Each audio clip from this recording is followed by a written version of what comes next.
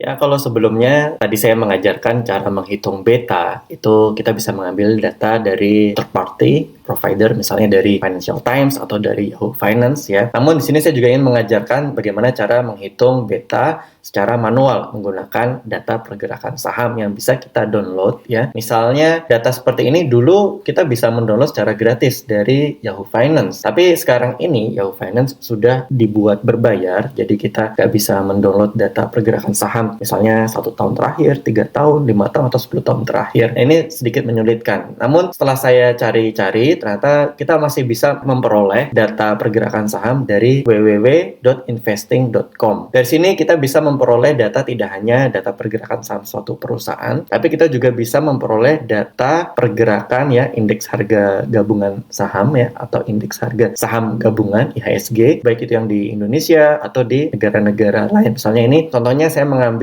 IHSG-nya di Jepang, tapi ini bukan seluruh saham yang ada ya, tapi saya hanya mengambil dari Nikkei 225 stock price, artinya adalah top 225 perusahaan di Jepang yang paling liquid ya, sebagai perbandingan market yang di Jepang. Ini juga saya mengambil dari data investing.com. Nah, kemudian bagaimana cara kita menghitung beta menggunakan dari data dan menghitung secara manual, dan kenapa kita lebih baik menggunakan data perhitungan yang manual ini dibandingkan menggunakan data yang sudah disediakan oleh third party provider, misalnya dari Financial Times atau dari Yahoo Finance ya. Pertama, untuk menghitungnya kita bisa menggunakan rumus yaitu slope seperti ini ya, SLOPE. Nah, kita tulis sama dengan slope seperti ini, kemudian kita masukkan data Y-nya, variabel Y, yaitu dari akhir 2023 ya, ini data percentage change-nya ini negatif 3,28%, awal Januari 2024, atau sama dengan 31 Desember 2023, kemudian kita tarik sampai 12 bulan yang terakhir sebagai perhitungan beta 1 tahun. Kemudian, kalau misalnya teman-teman menghitungnya di Excel ya, kemudian nanti diketik titik koma seperti ini, kemudian masukin angka dari data variabel X-nya ya, yaitu dari data marketnya, yaitu di sini kasusnya kita menggunakan Nikkei 225. Oke, menggunakan periode yang sama, kemudian kita klik enter dan kita peroleh ya beta 1 tahunnya adalah 1,06. Kemudian untuk beta 5 tahun ini rumusnya juga sama menggunakan slope ya, tapi data yang kita ambil yaitu sampai 5 tahun terakhir. Begitu juga dengan data marketnya kita ambil sampai 5 tahun terakhir. Ini kalau misalnya teman-teman span periodenya beda ya, nggak sama, misalnya satunya 12 bulan, satunya 11 bulan, itu nanti perhitungannya bisa jadi error. Nah, pastinya sama. Kalau misalnya udah sama, nanti keluar hasilnya di sini beta untuk 5 tahun adalah 0,58. Sekarang mungkin ada pertanyaan, apa sih Mas artinya beta? Beta itu adalah sebetulnya kita mengukur berapa sih risiko suatu pergerakan saham suatu perusahaan terhadap kondisi di market. Kalau misalnya betanya 1, itu artinya bahwa risiko kondisi pasar itu mempengaruhi secara 100% kepada kondisi pergerakan saham si perusahaan tersebut. Misalnya ini 1,06, ini kan mendekati 1. Artinya kalau di market itu lagi mengalami penurunan 10%, maka bisa jadi harga saham si perusahaan Pola Orbis turun sebanyak 10% juga. Kalau di market lagi naik 20%, maka bisa jadi Pola Orbis juga naik sebesar 20%. Kalau misalnya betanya adalah 0,5